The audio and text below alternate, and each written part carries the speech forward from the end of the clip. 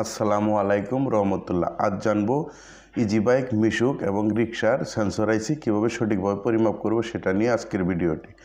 তো এখানে লক্ষ্য করলে দেখতে পারবেন বেশ কিছু আইসি রাখা আছে। পাশাপাশি আমরা মিটারটাকে X100 দিয়ে 0তে স্কুল করে নেব। তারপরে মাপ শুরু। আগে সম্পূর্ণ ভিডিও দেখবেন, তারপরে আপনারা বুঝতে পারবেন। তো দেখতে পাচ্ছেন এটাতে মাপ দেখাচ্ছে না, নীল টার্মিনালে কালো থেকে মাপ দেখাচ্ছে না।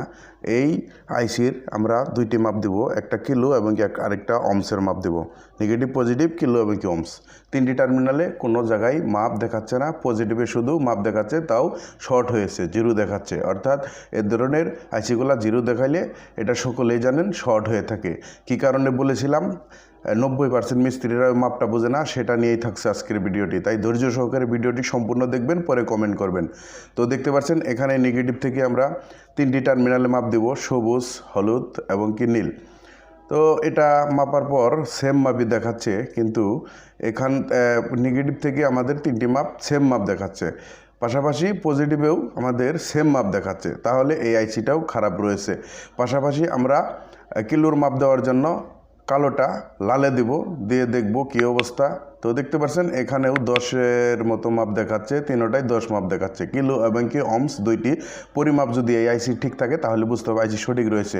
এই আইসিটা কিন্তু লালের সাথে এবং কি সেন্সরের যে নীল, সবুজ, হলুদ তার একই মাপ দেখাচ্ছে, যার ফলে আমরা ধরে নিতে পারি এটা মাপে শর্ট না দেখাইলেও যেহেতু মাপ এক হয়েছে, যার ফলে আমাদের এই আইসিটাও শর্ট বলে বিবেচিত হবে। এই আইসিটা যখন ভুল প্রবাহিত হবে কন্ট্রোলার থেকে, তখন এই আইসিটা কোনো প্রকার কাজ করবে না। তো দেখি একটা রানিং মোটর মাপ দিয়ে আপনাদেরকে দেখাই। আমি যে মোটরটা দিয়ে আসলে কাজ চেক করি বা কাজ করে থাকি, সেইটা দিয়ে এখন আপনাদেরকে দেখানোর চেষ্টা করব।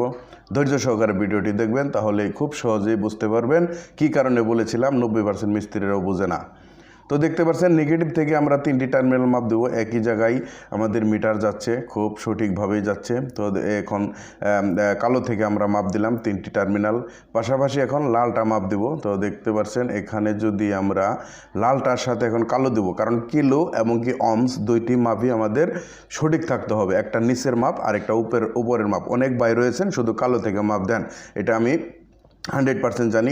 তার কারণ হচ্ছে অনেক ভাই রয়েছেন আইসি পরিবর্তন করার পরেও আমাদের কাছে আনেন, 3-4বার পরিবর্তন করা হয়েছে, তারপরেও এই ঝাঁকিটা যায় না। তো আমরা যখন মাপ দিই আইসির সমস্যা পাই, তখনই কিন্তু এই ধরনের সমস্যাটা আমরা সমাধান করে দিয়ে থাকি। অর্থাৎ নেগেটিভ থেকে 3টি মাপ দিবেন, পজিটিভ থেকে 3টি মাপ দিবেন, আবার নেগেটিভ থেকে পজিটিভের মাপ দিতে হবে। তো পজিটিভের মাপ যদি কোনো আইসি শু করে না, আবার কখনও অরিজিনাল চাইনা আইসিগুলো শু করে থাকে, সেই শুটা যদি নীল, সবুজ, হলুদ তারের সাথে ভ্যালু চলে আসে, একই মাপ দেখায়, তাহলে বুঝতে হবে আইসি সমস্যা হয়েছে। তাহলে মোটরে যদি লাগান কখনো আইসি কাজ করবে না, অর্থাৎ ঝাঁকি দিয়ে স্টার্ট হবে, এই ঝাঁকি কখনো যাবে না। উঁচা নিচেতেও এই ঝাঁকিটা দিয়েই কিন্তু কাজ করবে। এখন আমি 1200 মডেলের যে আইসিটা আপনারা দেখতে পাচ্ছেন, 1200 এবং 1500 ওয়ার্ডে টপ বল, সিফাত কোম্পানির এই ধরনের ইকেমেল, এই ধরনের মোটরের ভিতরে কিন্তু এই ধরনের প্লেট সহ আইসি ব্যবহার করা হয়ে থাকে, যে আইসিটার ফলে আমাদের গাড়িটা প্রথমে স্টার্ট হয়, তারপর মোটরের সার্ভিস তারের সহযোগিতায় চলে থাকে। তাছাড়া যারা সরাসরি আমাদের কাছে মোটর, কন্ট্রোলার, চার্জার, ওয়ারিংয়ের কাজগুলো শিখতে চাচ্ছেন, এই ভাইদের মতো তারা আমাদের কাছে এসে কাজগুলো শিখতে পারেন। আজকের ভিডিওটি কেমন ছিল কমেন্টে জানাবেন। এ ধরনের ভিডিও পেতে অবশ্যই আমাদের চ্যানেল সাবস্ক্রাইব করে সাথে থাকবেন। আল্লাহ হাফেজ।